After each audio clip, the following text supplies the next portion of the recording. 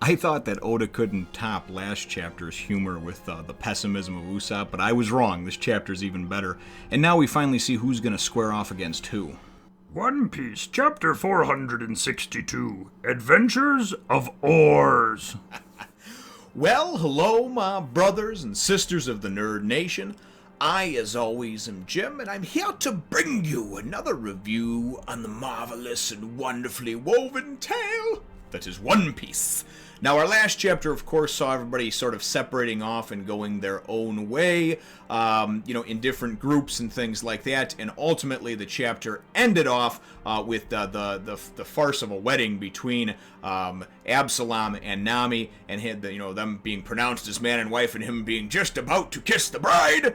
And that's how things left off over here. Things wind up picking up, actually, over by Usopp while he's in Perona's room over there. And of course, everybody else has moved on and moved past it. And Perona goes and hits him with a quadruple negative hollow. 4 goes 1, 2, 3, 4 all at once, hitting Usopp, right?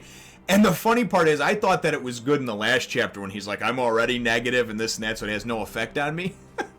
But this dude is so negative and so pessimistic, right? That he drops to his knees.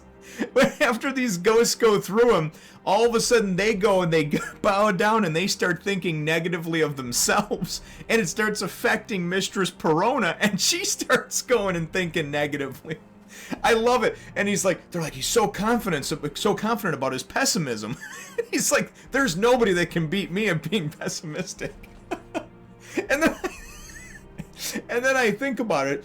Oh my God! And I think about just some of the different people that you encounter, and not just in this community, just anywhere in life, and they're the same way. They're just so negative about everything. Did you see that show? Yeah, it sucked. Did you see that movie? Oh, it was terrible. Did you see that? Oh, life is just horrible. Life is what you make of it, man. If you want to be negative and pessimistic all the time, that's how you're going to be. But I just think it was such a funny way and creative way for Oda to go and put Usopp in a position where now he's going to face off against one of these, kind of minions or right-hand men of Gecko Moria, so to speak, right-hand woman.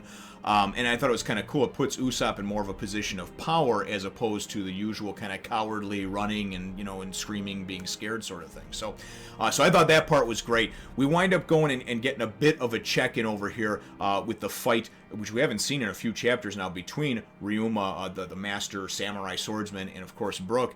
And the last time we had seen them was at the end of the last volume, and Brook was. It looked like Ryuma was getting the upper hand, and that continues. In this battle, it continues, and Ryuma is pretty much all but beaten Brook, and Brook is having flashbacks and things like that, kind of seeing his life flash before his eyes. Ryuma winds up going and doing his the 3-step notch slash hum, whatever the hell that's called, hum notch slash. And winds up doing that on him, and Brook looks like he's all but done, man. And then Ryuma's like, I'm going to cut the afro off first. Well, anyway, things start shaking all of a sudden. I'm thinking, oh, man, here comes the cavalry, right? And the cavalry does wind up coming in the form of Frankie and Zoro, and but that's not what the shaking's all about. We get to that in a few minutes. But Zoro winds up coming in there and stepping in and being like, hey, so you're the legendary samurai that took down a dragon. I don't know if I even believe in that, but I'm gonna check this shit out, right? And then, so Ryuma was like, oh yes, and Zoro's admiring his sword, and we know that from the end of the Enies Lobby arc, when Zoro wound up losing one of his swords got broken, we know that he needs a new sword now, right? So this is a perfect opportunity. So Frankie goes and is kind of comforting Brook, and he says, listen, if you don't mind him stepping in your stead to take him out, he's a badass 3-sword style swordsman, right? So now we've got Zoro facing off against Ryuma, and Ryuma, we find out that his sword, as Zoro is admiring it, is one of the 21, the 21, not legendary grade, basically the super fine grade. There's 21 of them, and it's actually called the Shusui? Yeah, Shusui? Sword. Anyway, and so we know they're going to face off. So Zoro's like, yeah, I'm going to look forward to taking that from you, right? So then we go and we see, and again, like I said, there's all this shaking and craziness going on and what have you, and we don't know why yet. We find out that it's actually, the actual ship, Thriller Bark itself, has encountered like a huge sea storm, right? And you've got Luffy, well, the Berserker Oars, which has Luffy's soul or shadow in it.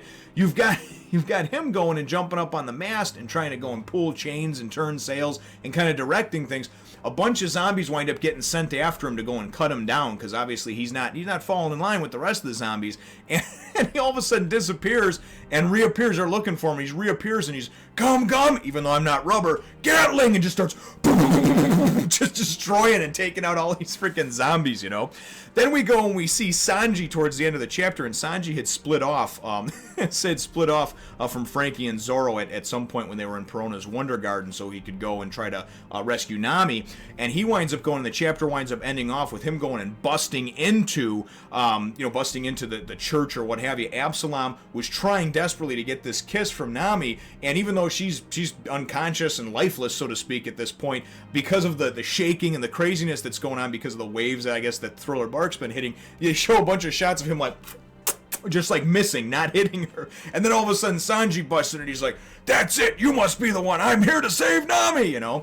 So that's how the chapter ends off. My chapter question for you, though, because we didn't get a check-in at all with the whole impending fight between Luffy and Gecko Moria, but my chapter question for you, brothers and sisters, is out of all the matchups that are going on right now, which one is your favorite? Obviously, Usopp and Perona, Ryuma and Zoro, Chopper and Chopper and Hogback, or Absalom and Sanji. Let me know your answer to that question, or leave your answer to that question in the comments down below, and certainly let me know why as well. Feel free to hit the thumbs up, the like button if you should think that I deserve it, and subscribe if you haven't done so already. We will look forward to catching all of you in the next one, Nation.